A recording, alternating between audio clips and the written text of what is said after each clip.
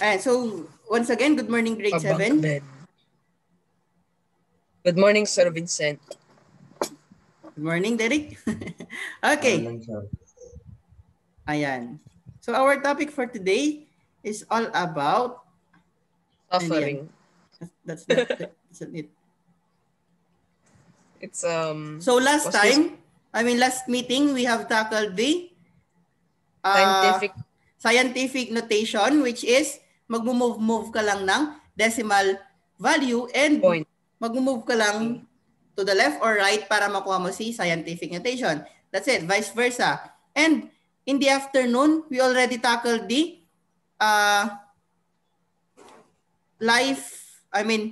non-standard units of measure. So yan yung mga dangkal, ang tawag dito?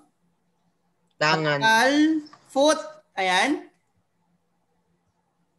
So, and a little bit historic. Ayan, historic part of mathematics. So yan. So, using the English system of measurement. So, we have the English system of measurement. So, English system or the measurement system commonly used in the United States today is nearly the same as that bought by the colonists from England. Ayan, so there's no need for memorization of this kasi history na to. Makikita mo na yan, ma-search mo na yan sa internet agad. So the ancient digit, palm, span, and cubit units of length is slowly lost preference to the length units, inch, foot, and yard. Kasi nga, hindi pare-pareho ng sukat ang mga kamay at paa. Tama? Yes. So, parang ano lang din. Merong mahaba, merong maikli. Merong mataba, merong ganon. Alam niyo na yan. Yes. So, Roman contributions include the use of 12 as the base unit for foot, diba? So that is 12 inches. And the word from which we derive many of our present measurements unit names. So for example, the 12 divisions of the Roman pes or foot are called uncae. I don't know. So our words Google inch Translate and ons are both derived from Latin word. Okay? So the yard as a measure, so I don't think this can help. So ayan. So tradition holds. Okay, so this is the English units of measurement. So these are the equivalents. Ayan, so kung gusto nyong malaman yung history nito, kung paano siya nakuha, you can just read that, sentences there, or the paragraphs there. But then, let's just go to our main topic, which is this. So, English units for length. So, ang 1 foot natin is equivalent siya sa 12 inches. So, makikita nyo naman yung isang ruler that is 12 inches. Or try nyong sukatin yung paa nyo kung 12 inches. Also, 1 yard is equivalent to 3 feet. Tatlong paa. 1 mile is equal to 5,280 feet. 1 mile is also equivalent to 1,750 yards. Ayan. 50 yards. And this is for the mass, for the dry measure, for the liquid measure. Ayan. So mapapansin nyo naman yung mga units of measurement natin na nakikita sa mga pagkain. Okay? So yung mass, so dry measure, ang dyan din. We have the gallon, bushel, peck.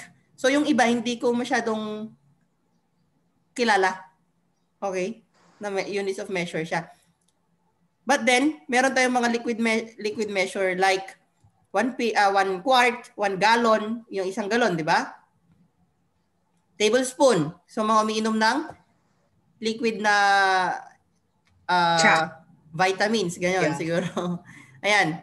So ang 1 tablespoon is equivalent to 3 teaspoon. So kapag uminom kayo gamit ang teaspoon, dapat 3. Alam niyo yung teaspoon, yung maliit na kutsara for tea or for coffee.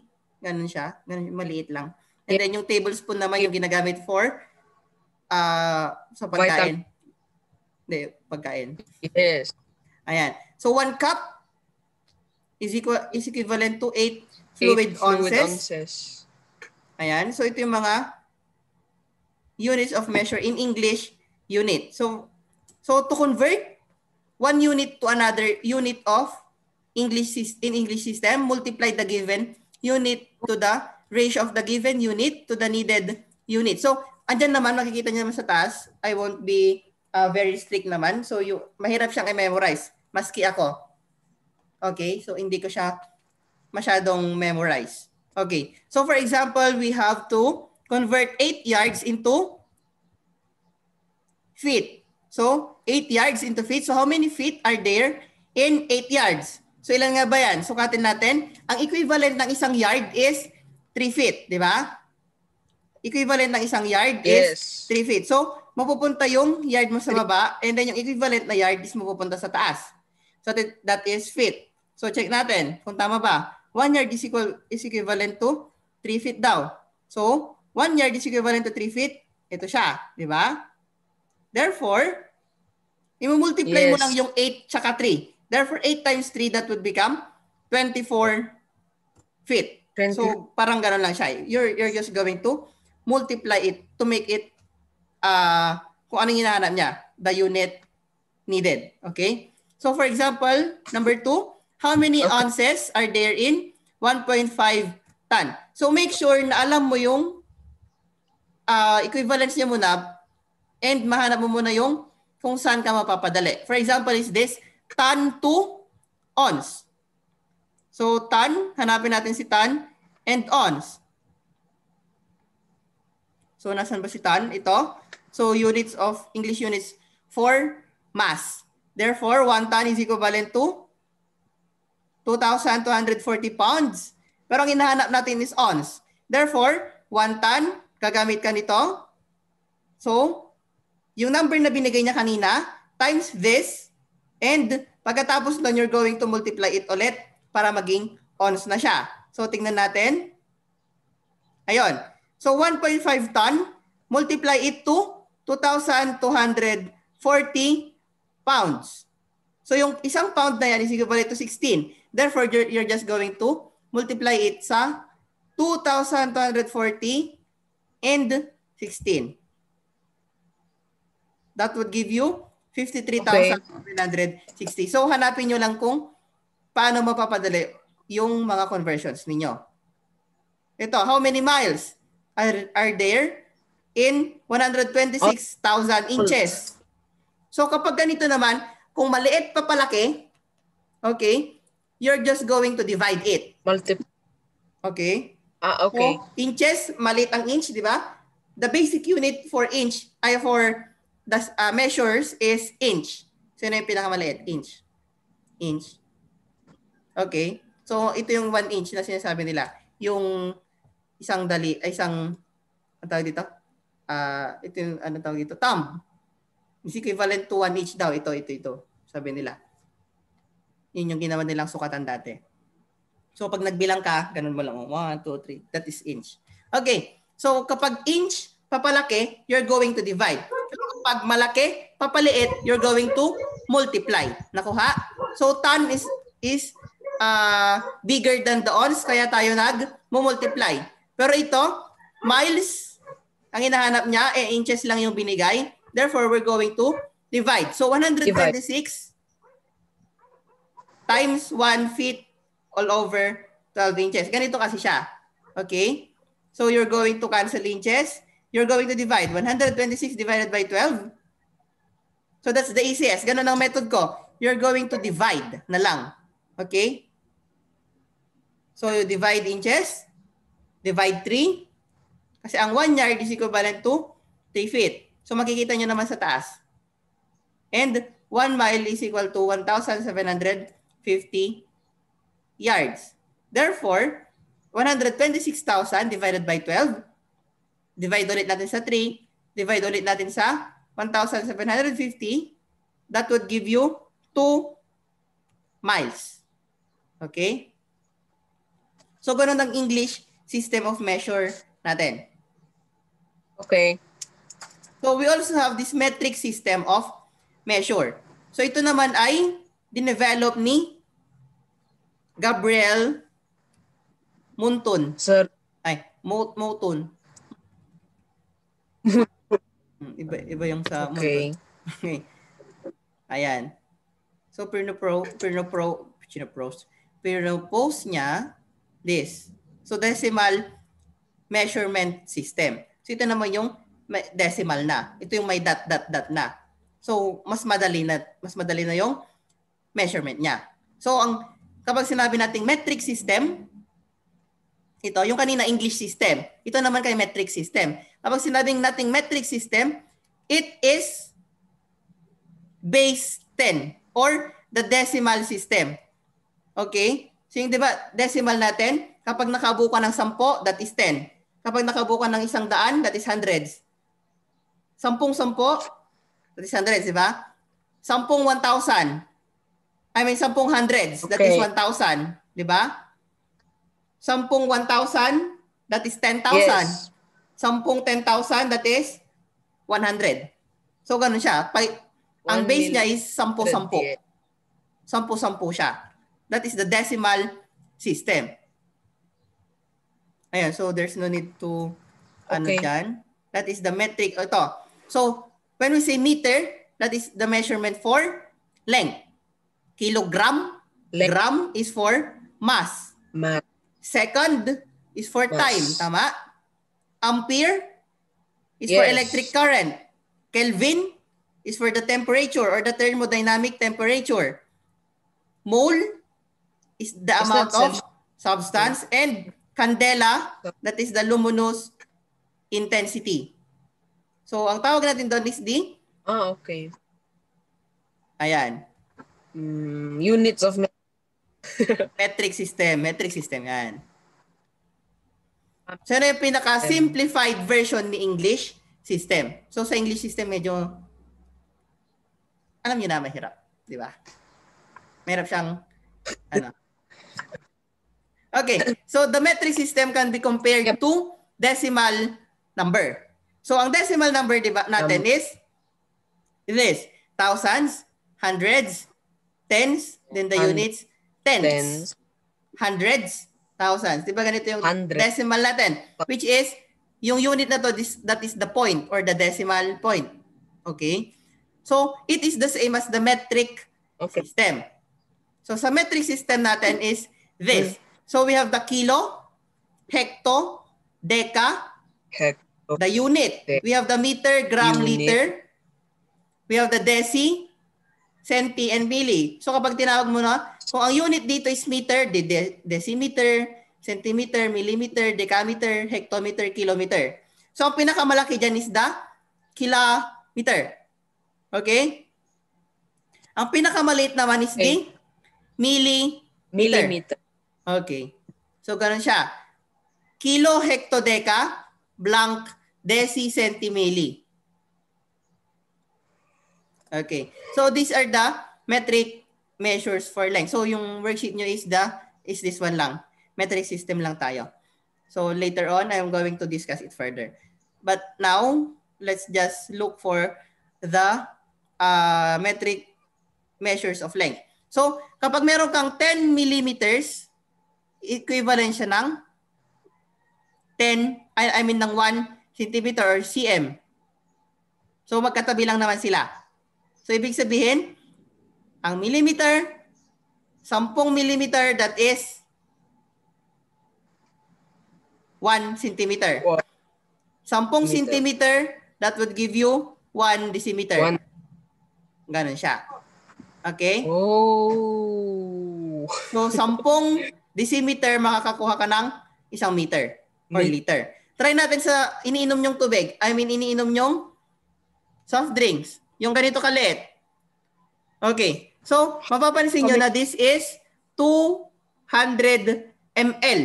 So, kapag sinabi natin ml, that is liter. So, ang napalitan lang is yung unit niya. Paano pag gram? Milligram.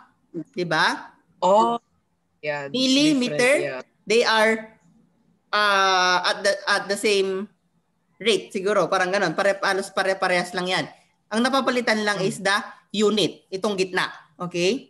So, kapag meron akong 2 ml dito, ilang kiloliter ito?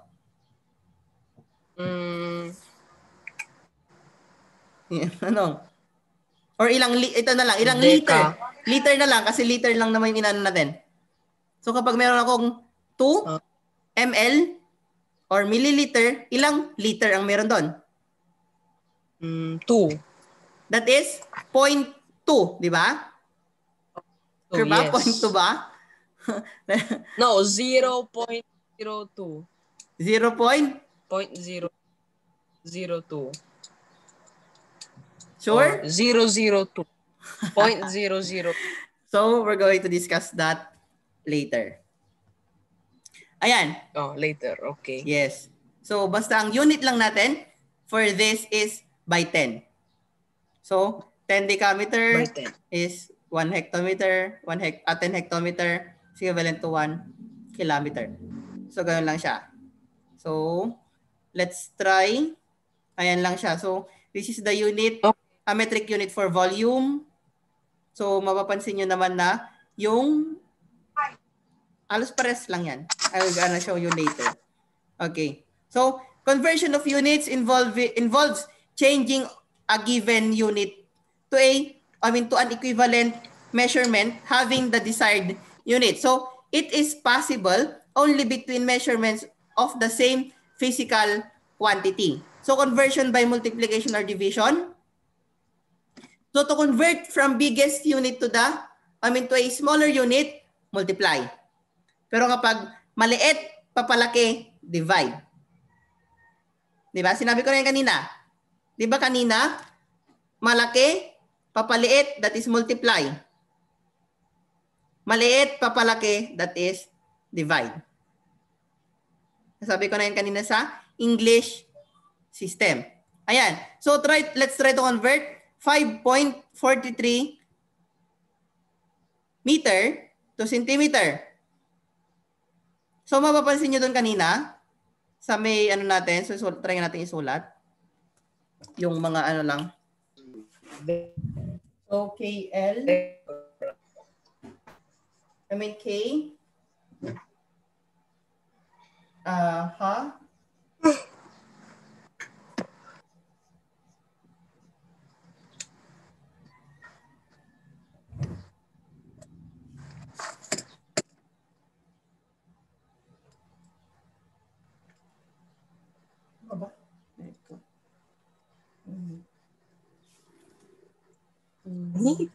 To confirm.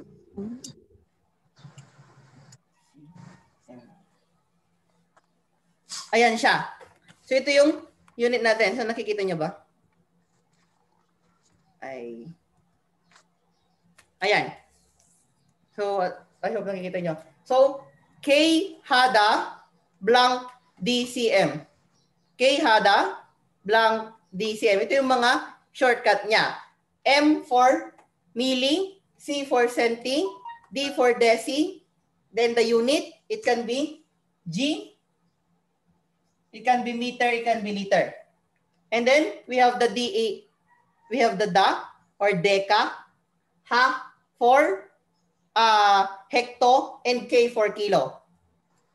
Okay? So ganito lang yung gagawin. For example, we're going to convert. Ayan. So we're going to convert. Oops, sobra.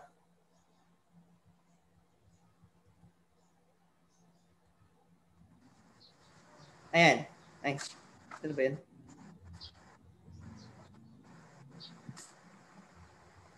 English naman na. Ayan pala. Hindi.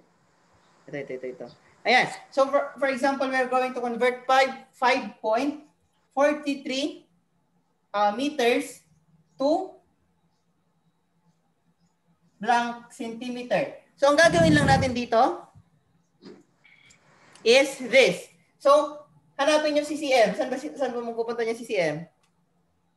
Dahil meter tayo, this would be equivalent to, ayan, meter. So meter tayo. This would be equivalent to km, HAM, DAM, and then meter, DM, CM, MM. Ganyan siya. So millimeter, centimeter, decimeter, meter, decameter, hectometer, kilometer. So, kapag nag-convert, may tamtax. Kapag nag-convert tayo ng ganito, meter to centimeter, saan tayo pupunta? So, meter to centimeter. Pag ganun tayo, di ba? So, ang move natin is pag ganon. So, 1, 2. Therefore, yung decimal din natin, we have 5.43. We're going to move twice. 1, 2. To the right. Therefore, magiging, andito na yung decimal point natin, kaya magiging 543 na siya. So, 543 centimeter. Ganyan yung pag-convert na natin. Nakuha? Nakuha? Yes. Let's try another example. Wait lang. Kita dito. How about this? 60 meters is equivalent to what in millimeter? Ouch. So, starting from meter ulit, 1, 2, 3. Di ba pag ganun tayo? That is 3. So, 60, nasan yung decimal natin? Di ba dito? So, kapag whole number siya, ganyan siya, hindi nakikita. So, dito. So, starting from here, 1, 2, 3. So, andito na yung decimal natin. Yung mga bilog niya, lalagyan lang natin, that would become 60,000 millimeter. Gets? So, ito na yung magiging sagot natin. Nakuha ba? Sure. Yes. Ayan, so ganun siya. How about, let's try 50 dm. Ano yung dm?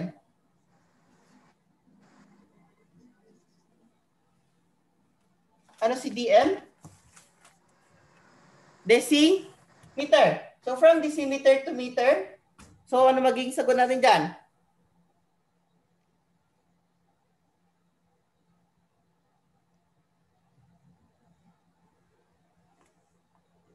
Still there? Ilalag?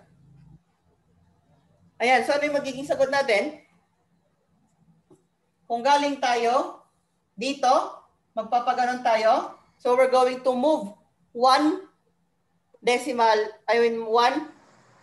point. So from 50, so dito yung decimal natin, ililipat mo daw siya ng isa to your left. So 1, so magiging 5.0 siya. Or you can write it as 5. Ganyan na siya. Nakuha? So kung ilang yung move mo, kung ano yung move ng decimal mo, okay. at dito, ganun lang yung gagawin. Okay? It can also be gram. So magiging kilogram, hectogram or hag.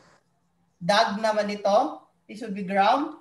DG for decigram, centigram, and milligram. Ganyan siya. Same as kapag liter yan. Kiloliter, hectoliter, decaliter, liter, deciliter, centiliter, tsaka milliliter. So, hindi masyadong nababanggit naman yung iba dito. Nababanggit lang dyan na alam ko is the milliliter, liter, diba? ml, liter, mg, mm, cm, meter, gram, kilometer, diba? Ganyan yung mga commonly naman na naririnig natin. Pero ganito yung conversion niya. Okay? Kuha na ba? Gets na ba? Okay. So pare-pares lang yan. Basta i-memorize nyo si kada unit decm. Good ka na dyan. Makakabisado mo na yan. So ito lang yung kailangan i-memorize. Kilo, hekto, deka, unit, deci, centi, milli. Nakuha ba? Ulitin ko. Okay. Kilo, hekto, deka, unit, deci, centi, milli. Naintindihan na madali lang ba memorize? Ayun, so ganun lang siya. So dyan sa, what do you call it? Worksheets ninyo, may mapapansin kayo na may mga squared. So wag nyo lang pansinin yun, parehas lang yan. Okay? Ganito lang din yan. For example, hecto squared, pupunta siya sa milli squared, ganun lang din yun. Parehas lang yan. Okay? Okay. So kung may tanong, you can message me or you can post it on Edmodo. Okay? Okay. So that's it for now. See you this afternoon, 2:40 p.m. Goodbye, grade 7. Goodbye, sir. See you later. Okay, 2:40. Okay. Bye-bye. Bye-bye.